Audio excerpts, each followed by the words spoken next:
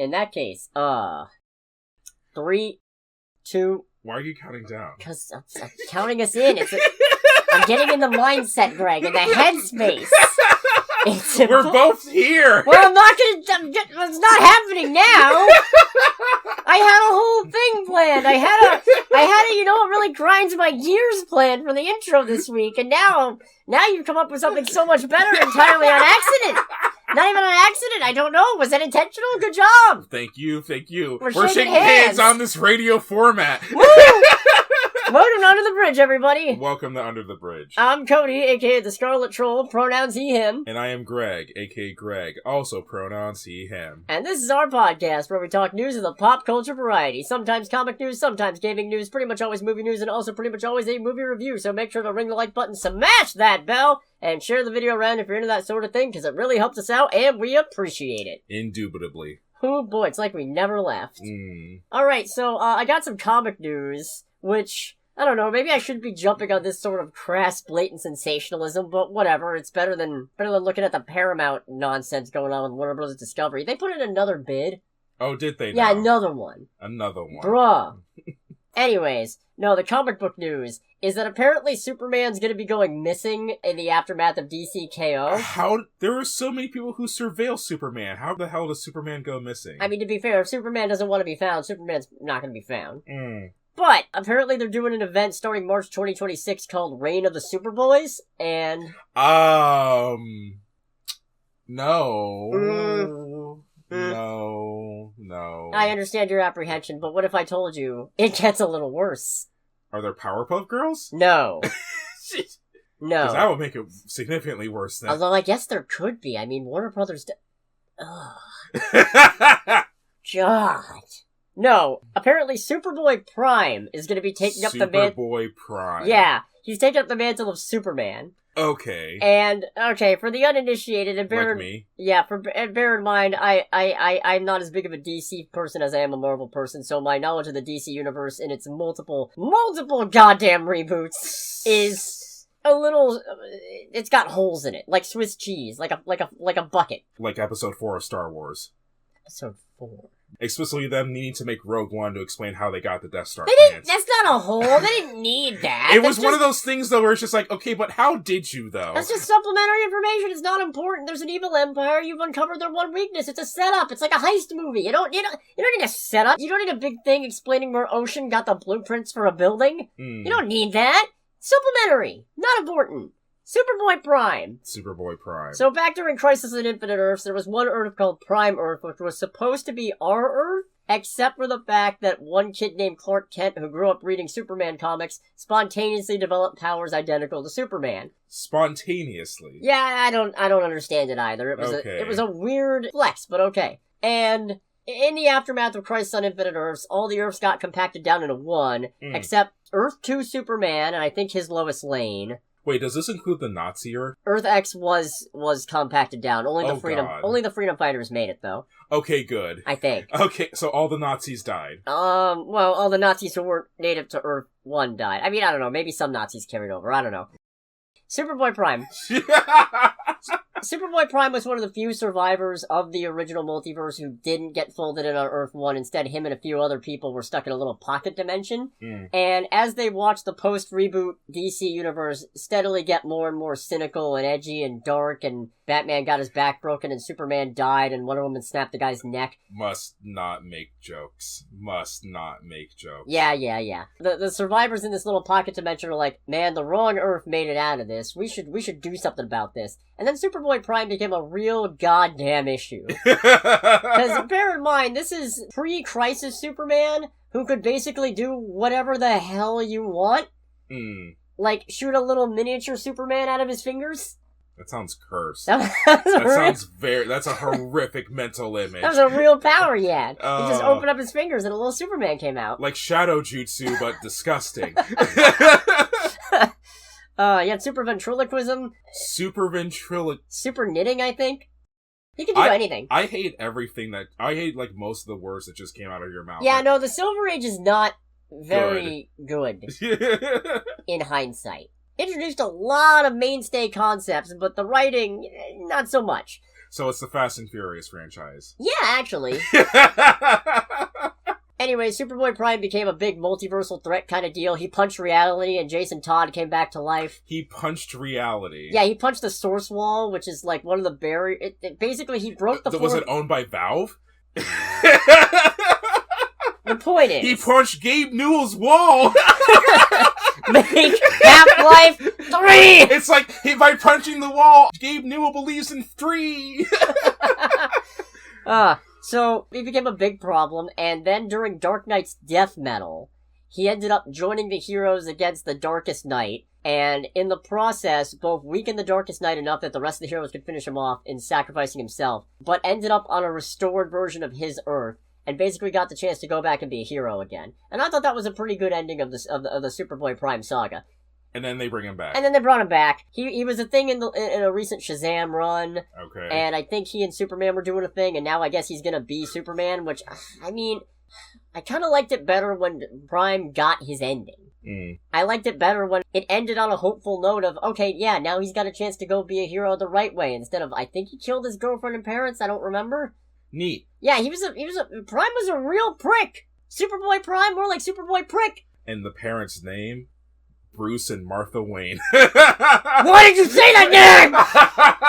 Oh, I'm sorry, lost the happy, but the happy's back. Implying that there was happiness in Batman v Superman. Oh, yeah, no. Not even a little bit. Anyway, Superboy-Prime, sure, fine, whatever. I got better Superman news. Oh boy. Which is that James Gunn has confirmed that Brainiac is gonna be in Man of Tomorrow. Played by Lars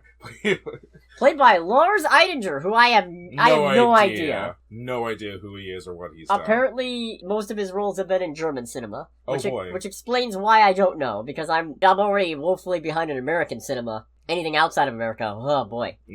But, I'm just happy to have Brainiac! Finally! We have a Superman movie where the villain isn't Zod or Luthor. Fair. That's basically all of them. Except for Superman 3, which I think had some form of weather wizard?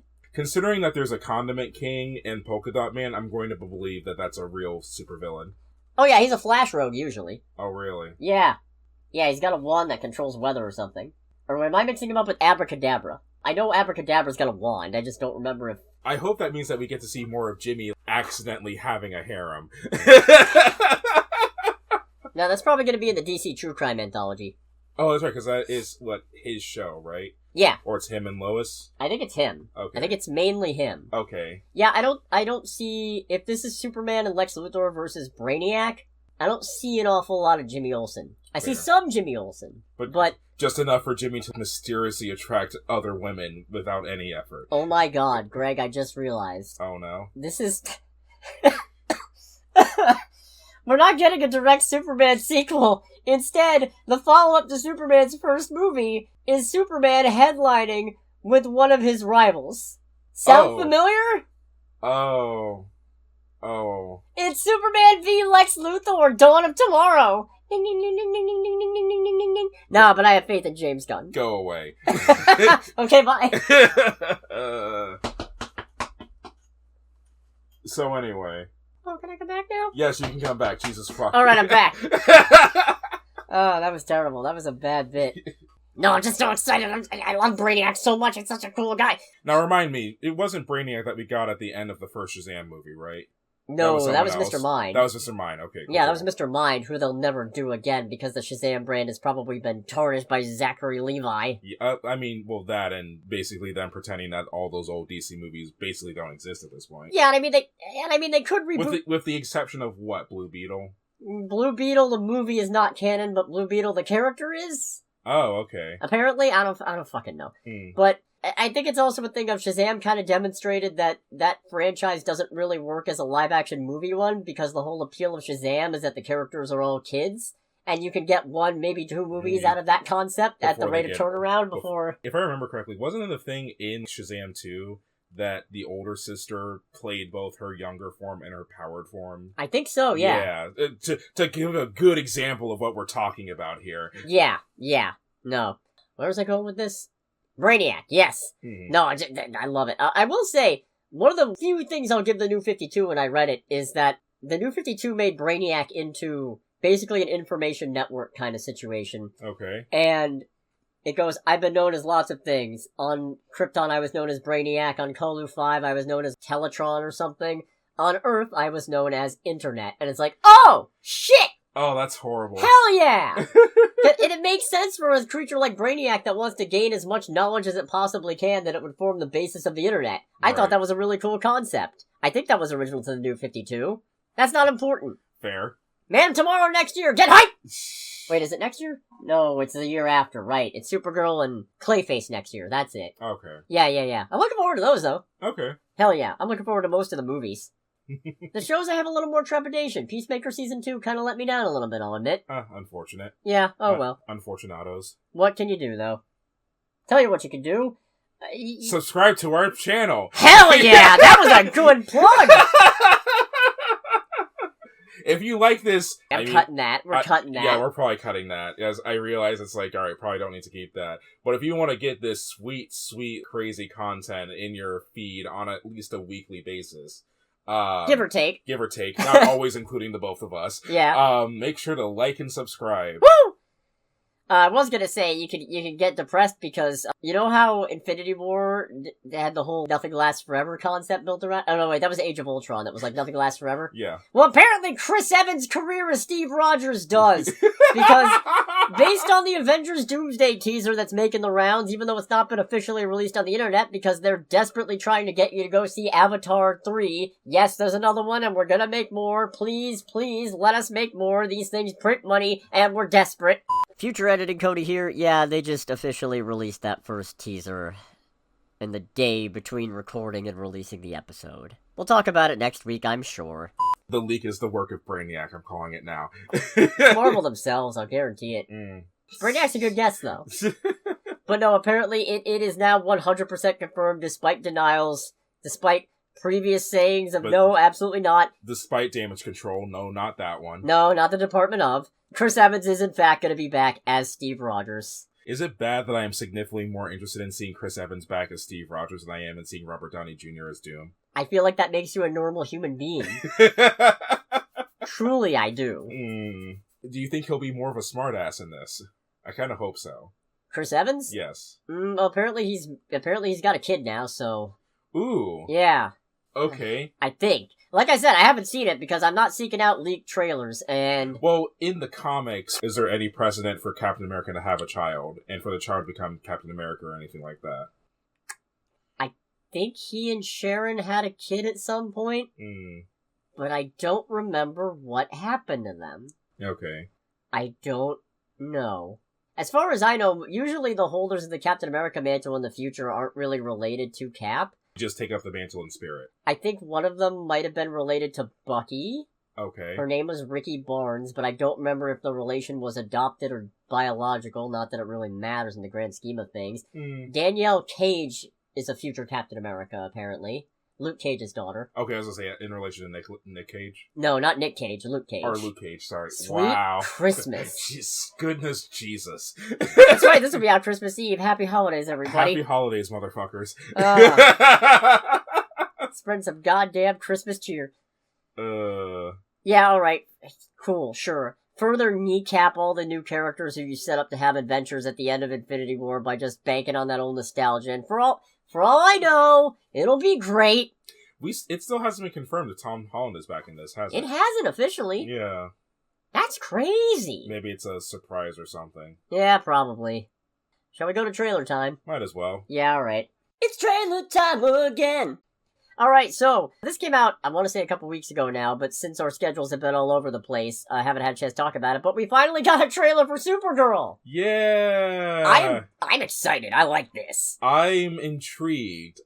I don't know, so I don't know much about Supergirl in general in any capacity to begin with. The trailer looks like a good time, but I don't know how excited I'm supposed to be. I like that they're going for more rough around the edges Supergirl in contrast to her, Boy Scout cousin. Yeah. Because I'm not saying there's anything wrong with Superman, but I am saying it's interesting to have a character who's got Superman's powers, but not having had that loving family on Earth, and instead having endured all sorts of horrors in space because she was a teenager when her world collapsed. Oh, you got it mostly on the paper this time. Good job, buddy. I love Crypto. He's a little menace. Just still being a little shit. He's such a bad dog in the best possible way. But I like the look of the Supergirl. I enjoy the contrast with Clark sees the good in everybody. I see the truth. Yeah. It's just, oh, damn. Alright. Can't wait to see what kind of insane cynicism this breeds. Yeah, because her whole shtick in this one, if I may spoil the Supergirl Woman of Tomorrow comic line, which I don't think this is original to, but it goes in depth in a way that I wouldn't be surprised if the movie uses this as a basis, is that she's from a colony city of Krypton called Argon. Argo? Something like that. How's it spelled?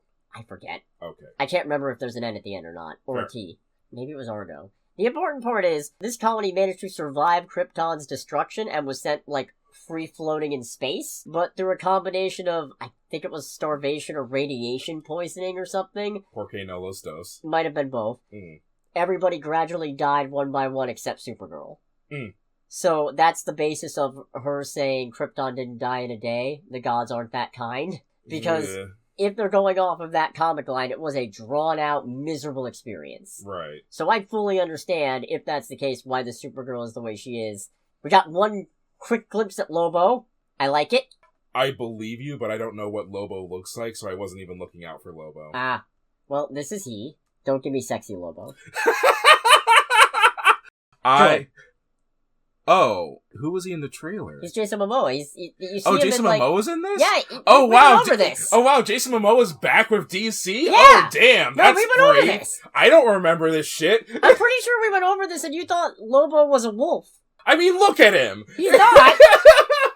He's not a wolf. You just went off the fact that Lobo is Spanish for wolf. I mean, look at him. He doesn't look like a wolf. He looks like a goddamn... Look at that mane of hair on him. He looks like fucking biker Solomon Grundy. What are you talking about?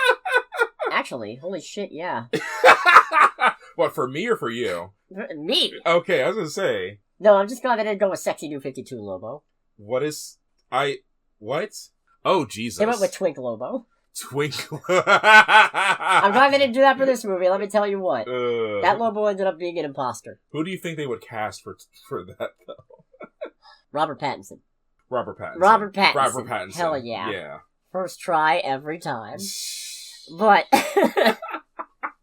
Timothy Chalamet. Oh, that's a callback. No, yeah, I'm excited for this. I've seen some criticism of, this is just Star-Lord. It's like, no, not at all. It's not Star-Lord just because the character on a basic level is coming from a different place entirely. Star-Lord was abducted, but didn't really know anything about his home life or anything before being abducted. So his life is literally in space with the bandits. Kara remembers everything. I think it's more of a thing of, with Star-Lord, it's hard to tell that he's using comedy to mask the trauma. Yeah. With Kara, it's not subtle at all. This is somebody in pain who is not taking anything seriously because detachment is the only way to go through life. And also, unlike Star-Lord, you can tell you don't want to fuck with her. If you fuck with Star-Lord, you might actually get out of it. Yeah, if you fuck with Kara, you'll die. If you fuck with Kara, you will definitely probably die. Yes. Unless she's in a really good mood. And Crypto's in a good mood. God, him ragdolling Lex Luthor is still one of the funniest fucking things I've ever seen. Crypto starts barking and the translation is puny god. Yeah, I love it. No, we also got a trailer now for Sheep Detectives, starring Hugh Jackman. I don't like that I want to see this. I do like that I want to see this. Because it looks so great. fucking stupid. When does this come out, in fact? Upcoming mystery comedy, yes. May 8th, 2026. Alright then, neat. Cool. Awesome. Yeah, no, so the premise for this is that there's a whole flock of sheep whose shepherd reads them detective novels. And at some point the shepherd gets murdered, and the sheep, who have all been following along with detective novels, decide they have to solve the crime. Yeah. And this has a crazy cast. Han Chow's in this, Nicholas Braun's in this, Emma Thompson is in this. And those are just the humans. That's just people. We also got Bryan Cranston and Julia Louis-Dreyfus. We got Patrick Stewart. Patrick goddamn Stewart, Regina Hall. Yeah. What is this? I'll tell you what it is. It looks like a fun time. Indeed. I'm glad they changed the title. Actually, no, I'm not, because originally it was supposed to be called 3 Bags Full of Sheep Detective Movie. And you know what? I like that better. I say, is that supposed to be a callback to Glass Onion? No, I don't think so. Maybe? I feel like you have to put Sheep Detective in there, otherwise people are gonna feel cheated. Fair. You have to tell them up front, yes, there's sheep in it, it's not a big deal, don't worry about it. But no, I'm very excited. Good. This looks like a funny time. Mostly because it's just, we can do anything. What's that? I don't know. I think it's a road. What's it made of? Definitely not grass. You two coming or what? Ah! Right. Really funny. Yes. Anyways, I don't feel like talking box office. Avatar's probably cleaning up, but I've heard it might be the first one not to break 2 billion worldwide. Whoopee. I can't really have an opinion because I haven't seen any of them. Yeah. But good. Doesn't have an opinion. Espouses opinion anyway. No, I never said I wasn't a hypocrite. No, but instead, because we didn't see Avatar, and we also didn't see Spongebob, because, I mean, there's no topping the first movie. Yeah, no, not at all. Instead, we decided to watch the Paul Feig-directed The Housemaid, starring Sydney Sweeney and Amanda Seyfried. I don't know what to say. I don't know how to jump off of that. Yeah, you know what? That's fair. I had a good time. God damn. So, oh god. Just to clarify, I did not have a good time just because of that reaction. But it helps, probably. It certainly helps. It's good. It's good. It's good. The reaction and the movie. It's good. It's fun. No, it's not fun. God damn it. It's a roller coaster, I'll tell you that. It's one of the most frustrating roller coasters I've ever experienced. It really, it's like Cheetah Chase. But it's, but in a good way. It's a good, well no, it's not even a good frustrating fuck. A good frustrating fuck, huh? Ah! Yeah, we know what that's like. We've seen this movie. We've seen this movie. Oh boy. No, so, yeah, good job. On this radio format show. Yep. Look at the Fantasy Island tattoo. I can't believe I did it to myself! Ah! No, so The Housemaid. Apparently it's based on a book? Yeah, apparently it's a whole series of thriller novels, apparently. Okay. Which explains the ending. Okay. Which we'll get into that. We'll get into that. No, so the premise is that Sydney Millie. Sweeney is playing Millie. She really needs a job for reasons. Yes. And she applies to be a housemaid for this rich family off in some Long Island suburb. And, wow, thinking about it, that check at the end was comically small. Oh, yeah. Huh. But, is that a spoil? I don't care. This is a little bit of a spoiler. That's called foreshadowing. Foreshadowing. But, no, she decides to be the live-in housemaid for the Winchesters, no relation to the Supernatural boys. Or the gun company. Oh, I didn't know those existed. Yeah. Okay. I don't pay attention to guns. Oh, yeah. Good. I'm American. Oh, sweet Jesus. Sorry to get political. I don't know if I should go get caffeine right now. If you want to, go ahead. Yeah, I'll be right back. We'll be right back! I at least need a drink of some kind. Actually, what is there? I'm getting up, I'm following. Oh no, my phone! We shall continue. Indeed. I don't even remember where I was anymore. Winchester Gun Company. Winchester Gun Company. You're an American. Don't catch you slipping now. Anyway, it turns out the wife is unhinged. Yes. Very clearly. She's a gaslighting, schizophrenic. I don't want to use that derogatorily. Well, oh wait, no. Yeah, no. I don't know if she was schizophrenic. I think the diagnosis was psychosis, specifically. Yeah. Well, no, I realize that saying that is a potential spoiler. Is it? Those are some of the things we see before the halfway point. I guess. Oh, yeah. I feel like we're accidentally giving away a bunch right now. I don't think we're giving away enough. Oh, fair. Is what they said, and that's why there's still in this movie.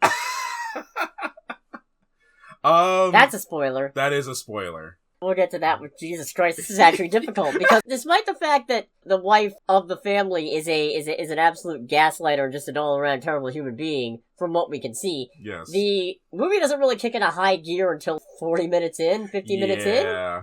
And then it takes a turn, at which point it became utterly fucking intolerable.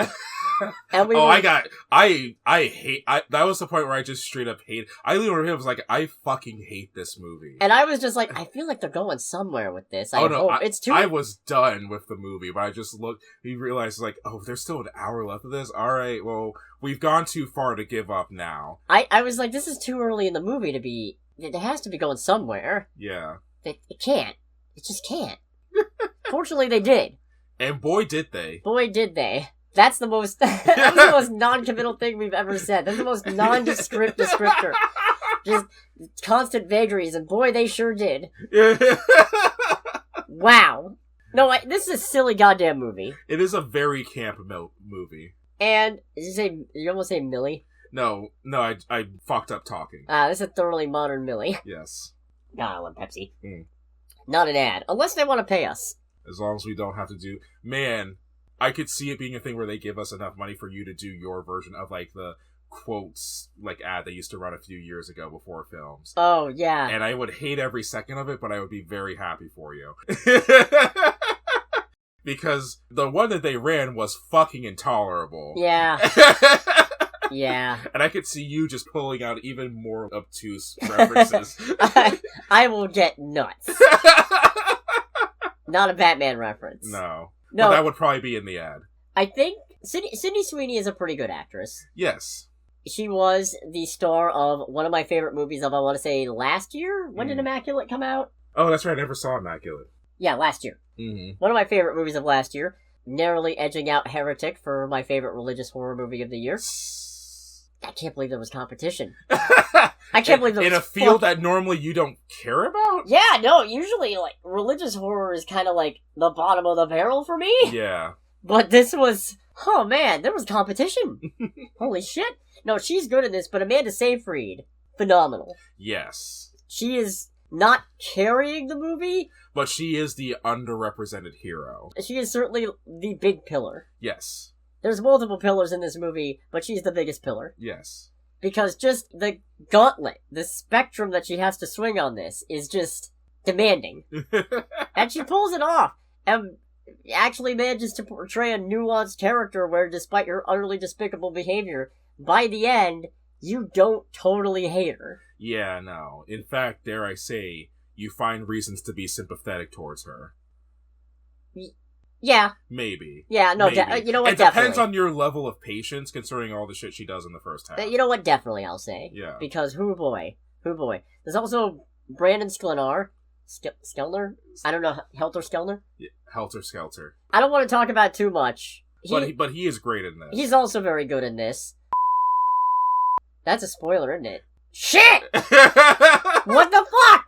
This is really hard to talk about. We just can't stop ourselves. No, it really is a thing of just really want to emphasize the two halves of this movie go together, but they might as well have been different movies, honestly. The tone shift is completely insane between the first half and the second half, and it's one of those things where, because of how crazy the tonal shift is, I feel like it's hard to really talk about that, because I don't think there's a tonal shift between the first half and second half. I think what happens is the first half is pretty consistent until you get to the end, and then there's a tonal shift at the end of the first half. And then the second half starts off in that same weird tonal shift, and then quickly goes back to the first half, and then there's another weird tonal shift at the end. Yeah.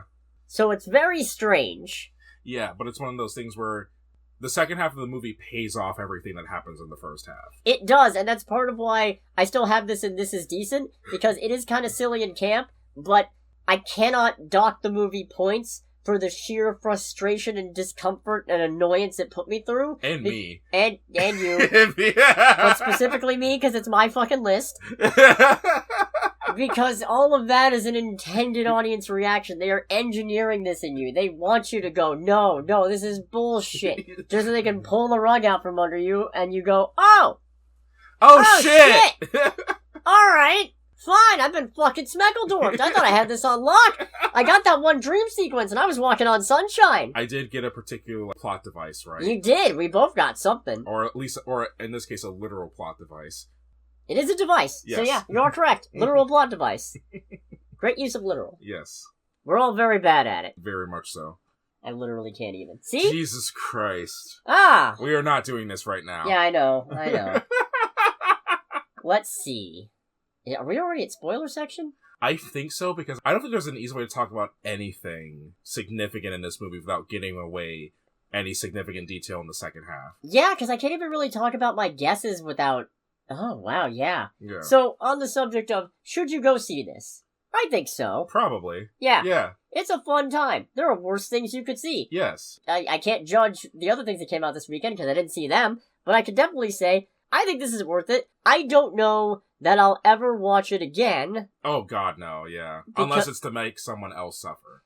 I don't know about suffer, but just to have them go through it the first time, and just have them go, wait, why are you recommending this? And go, just hold on. You gotta be... This is a movie that does require a decent bit of patience from you. Sydney Sweeney's gonna take her top off eventually, don't worry. It'll be good. It'll be good. This is a movie that requires a good bit of patience from the audience member. Yeah. If you're not a particularly patient person, you probably don't want to see this. It will frustrate the piss out of you. Yes.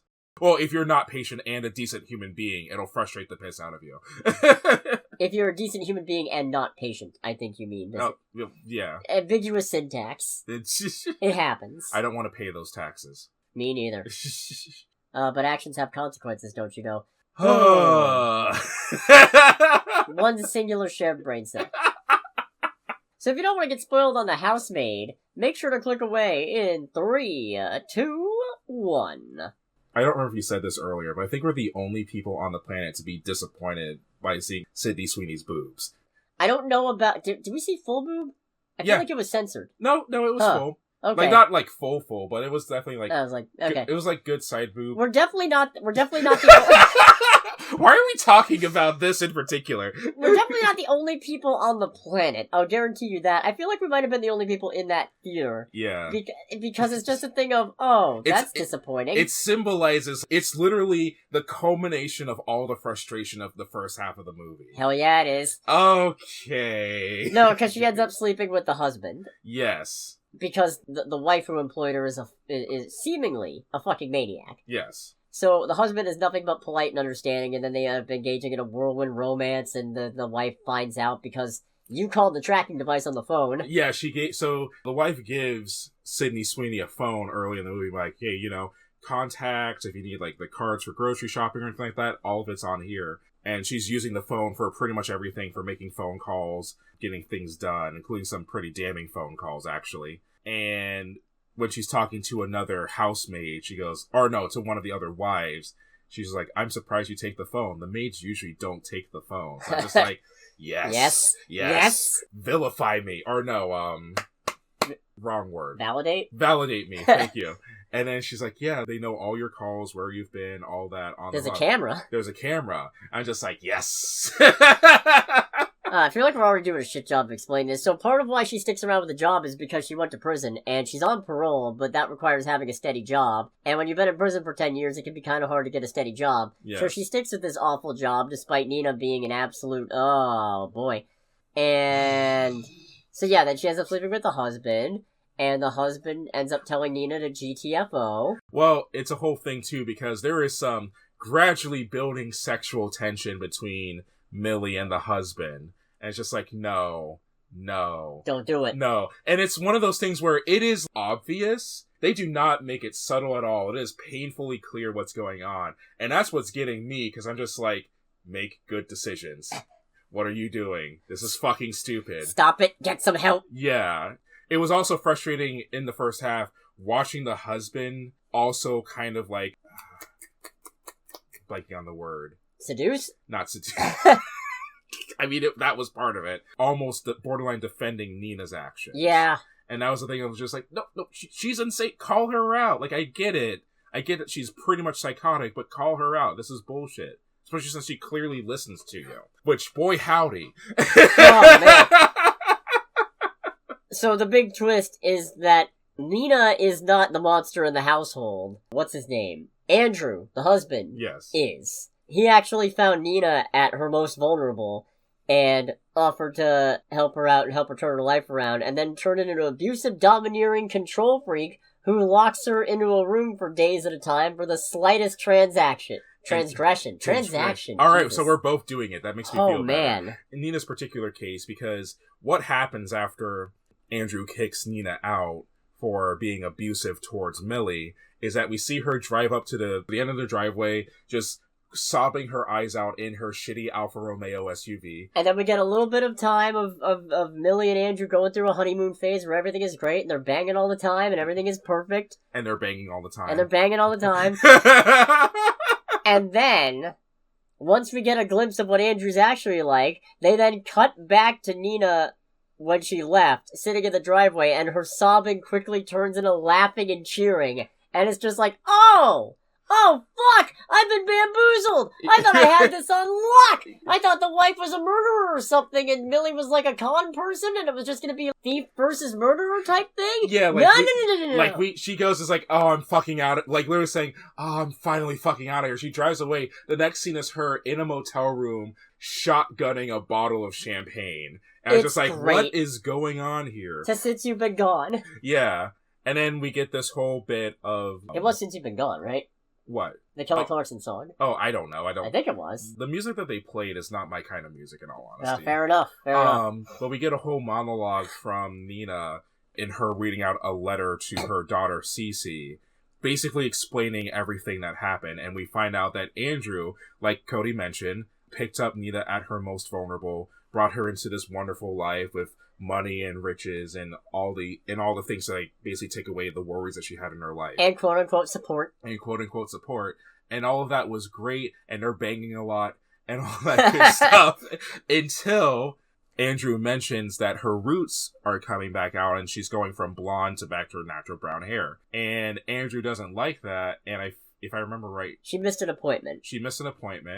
And if I remember correctly, oh yeah, he tricks her to go into the room in the attic to look for some paperwork, at which point Andrew locks the door behind her and basically tells her, you know, you're in here because you didn't keep track of your hair.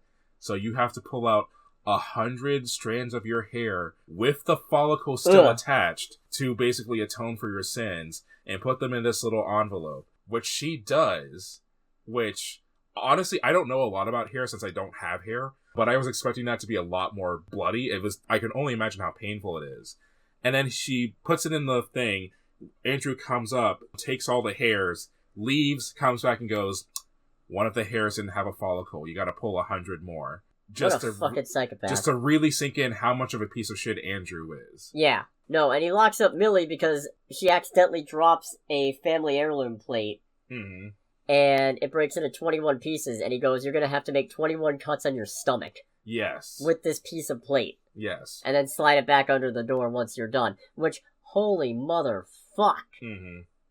And then later on in the movie, the guys the ball say, yeah, I know, I've got a temper. And it's like, no, you fucking absolute chud. I've got a temper. I punch desks when I get mad. You're a fucking monster. And it really needs to be emphasized how much the rug was pulled out from under us, because not even 20 minutes before all of this, we're watching, because there's a whole thing where Millie buys tickets for a show that Nina requested. Nina basically acts like that she didn't actually ask for those tickets, causes a whole thing. Millie and Andrew go to the concert. They get stuck in a hotel because they're both drunk. And then in a moment of freak out that Millie has, because Nina's been blowing up her phone and is threatening to fire her, they have sex. And I really want to emphasize how angry I got. I was also pretty upset, because I went, oh, I understand, I get it, but no! But it's also very obvious at this point that it's like, alright, these two are now, it's not even thinking like, oh, we're gonna pretend this didn't happen, and like, you know, like, bygones, I was like, no, they're fully intertwined. No, at first they were like, this can't ever happen again, and we can't ever say it. And then they get home and Nina's not back yet. And then they go bang some more. And that was the exact... Yeah, like... That was the moment where I really went, no! Like, they're trying to, like, kind of formulate a plan. They hear Nina show back up, and Andrew goes, fuck it. And picks up Sydney Sweeney to take her upstairs. I'm just like, excuse me? I think I audibly, like, said out loud in the theater, excuse me? I can't believe you did that. It was horrifying. Yeah, no. So...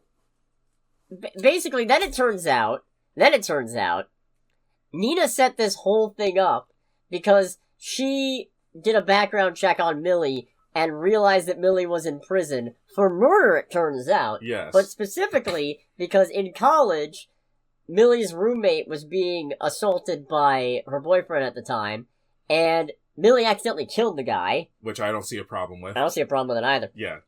More than assaulted, it has to be said. Yeah, no, I'm using the... We're trying to be PG-13. I'm using the, in case we ever got the chance to monetize this episode, I would like it to not get immediately fucked up. Yeah, like, she removed a bad influence from the gene pool. Yeah, no, that's a great way to put that.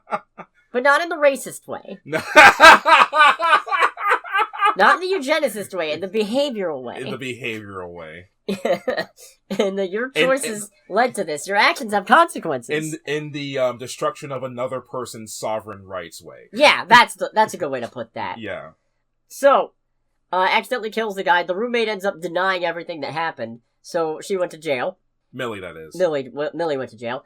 And upon realizing this, looking at a record, Nina decides, oh, so she's the type where, if pushed, she will take a life in defense of herself or somebody else.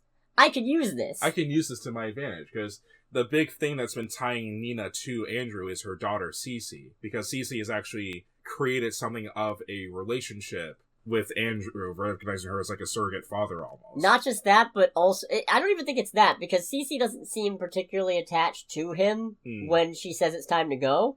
I think it's more the case of, because Andrew set it up to look like Nina is a harmful influence to Cece. Yeah. Nina can't really take Cece and run.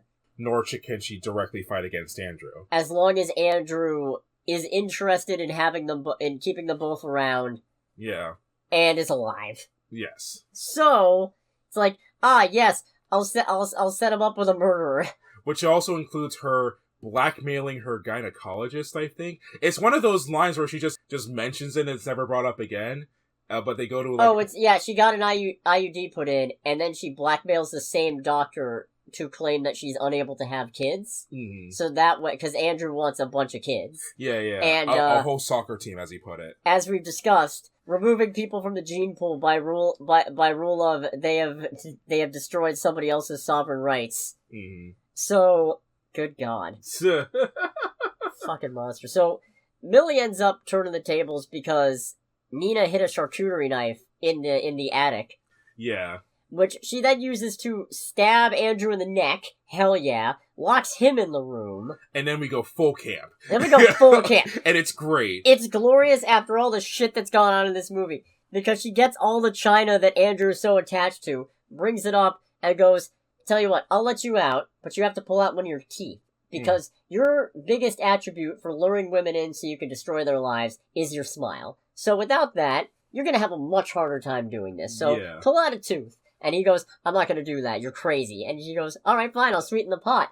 And then she starts smashing all the china while complimenting it, leading to possibly the best line, oh shit, you've got a gravy boat? I fucking love gravy. Smash! And it's one of those things where it's gremlin kind of cute the way she says it and does it. Oh, you are enjoying the hell out of this right now. So am I, frankly. This is the sexiest thing in the whole movie. Smashing that gravy boat saying I love gravy. Oh, Jesus. No, that whole bit was fucking phenomenal. What was not phenomenal was Andrew finally relenting and pulling out the tooth. I watched that over the sex scene, which I don't know what... I looked away during the sex scene. Oh, no, I was the opposite. I watched the sex scene, but I put my shirt up covering... Because I'm not a fucking Puritan. I was just disappointed, frankly. I mean, I was disappointed, but it was one of those things like, alright, it's happening, might as well see how it goes down. That was not a good choice of words on my part. Holy shit! I love gravy. It sucks because there's actually a really great series at Innuendos once Nina comes back to the house after Millie and Andrew have that affair. And it's so unfortunate, including Sydney Sweeney going, well, I normally don't eat meat. I just like, girl. So anyways, Andrew pulls his tooth out. I watched that whole affair. That was, Well, we also watched them have sex. There were two affairs there. Yeah, I know. But Millie then decides, you know what, I'll come back tomorrow. Mm-hmm. I need a sandwich. Then, Nina, spurred on by Cece saying that it doesn't seem right to leave Millie behind, decides to go help Millie, not realizing that Millie has gotten herself out of this predicament. Yeah. And accidentally lets Andrew out of the attic. Whoopsie daisies. But you know what? I'm glad. At first, I was very annoyed, but I'm glad she did, because then we get the cathartic bit of Nina calling Andrew out for all the horrible shit that he's done, and what an absolute nothing he is of a man. Culminating her going is like, I would rather die than spend another second with you. Yeah. At which point he tries to oblige. Yes. But then he gets knocked down a staircase. By Sydney Sweeney. hits... multiple things along the way. Yeah. Fucking dies. And then we have a bit where they're just, like, looking at the body, figuring out what to do, which leads to Nina just pulling out a light bulb and letting it fall. What are you doing? He was such a perfectionist. He couldn't handle the light bulb being out of place, and, it's so tragic. I'm like, and at that moment, I'm like, okay, but no, who the fuck are you kidding? Yeah, like, and they still shouldn't have gotten away with it. They got away with it in the movie because it turns out the officer investigating this is the sister of one of Andrew's victims. One of Andrew's victims, one of his first fiancés. Maybe his first fiancé, I don't know. But even then, it's like, no, there's gonna be a medical examiner? Yeah, because it's a whole thing where she goes, my sister met Andrew 8 years ago, and there was one night where she just came back to my house unannounced, and she was a completely changed person. Which, the visitor's like, it's so unfortunate. Like, a fall like that, hitting all those things along the way, definitely did some major damage. Probably lost a tooth along the way.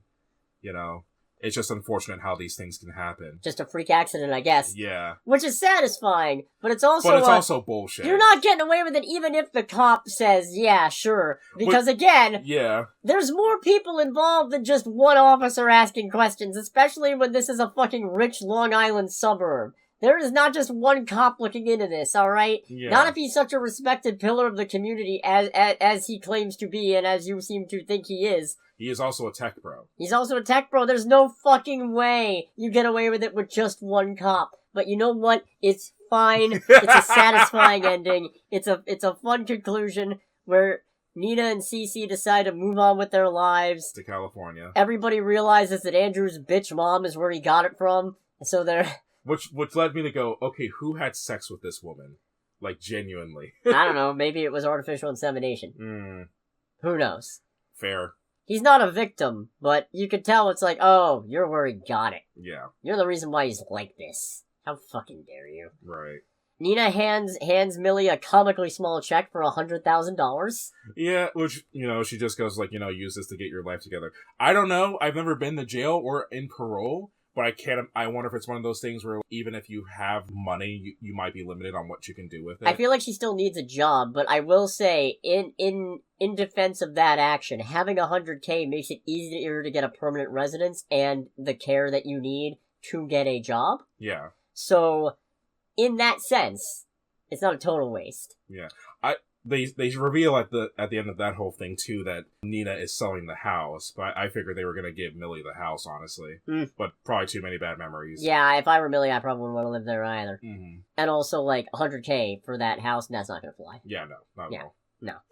But, and also it's going to look really fucking suspicious. Yeah. So, I understand that. And then, the best part of this whole fucking thing, not the best part, but a good sign off. A good sign off is that we then cut to Millie interviewing for another housemaid job. And the woman she's interviewing with is going, oh yeah, you were recommended very highly by Nina Winchester. Actually, she suggested you. I should warn you. And she's fiddling with knives and you can see those bruises on her wrists. And she goes, my husband's very hard to please. And Millie just goes, I can't wait when do you need me to start? And so the implication is she's become this fucking domestic avenger killing shitty abusive husbands. We've got the fucking housemaid killer initiative here, and I'm fucking here for it. I'll watch 50 of those. I'll watch 50 of those campus fuck, honestly, probably bad movies. Now that I know the premise, as stupid as it sounds, getting through this first bit is a fucking roller coaster exhausting nightmare. Now that I know, I'm in. Yeah. I'm on board. Give me more. I can't believe I'm fucking saying this from the guy who directed Bridesmaids and Ghostbusters 2016. Oh boy. Anyways. No, I had a lot of fun with this. Well, Sydney Sweeney was also an executive producer, so I'm sure she had a lot of say too. Yeah, that's true. Yeah, I still think this is worth seeing. Oh yeah. And hopefully that breakdown has not put you off it, and instead has inspired you to go see it yourselves. Yeah, indeed. I don't know, you got anything else? Not particularly. Alright, in that case, I guess that about wraps that up. In which case, thanks so much for listening, everybody. You know what to do, you know when to do it. Tip your servers and pay your fucking writers. Indeed. Next week, it's Christmas. Well, Christmas happens on Thursday. So, it'll be over by the time we get to the end of the week. Right. We're in a rare situation where it sounds like Greg probably won't be seeing anything, and I don't know that I'll review 3 movies, but I'm gonna do my damnedest to see 3 movies. I realized something really annoying. Yeah. It's something that we don't necessarily need to see the weekend of because a bunch of people want to see it.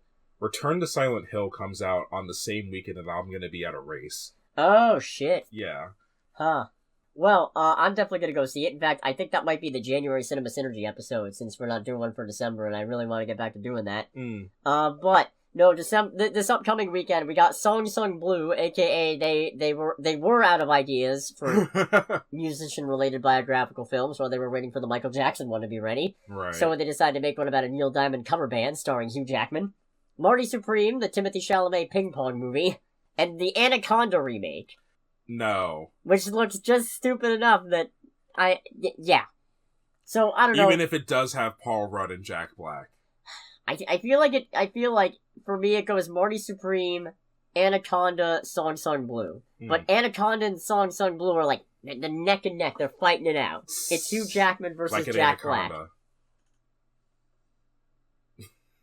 But regardless of... I wish you could see his face, ladies and gentlemen. But regardless of that... This has been Under the Bridge with Cody, aka the Scarlet Troll. And with Greg, aka Greg. And we'll catch you all next week. Goodbye, everybody. Bye!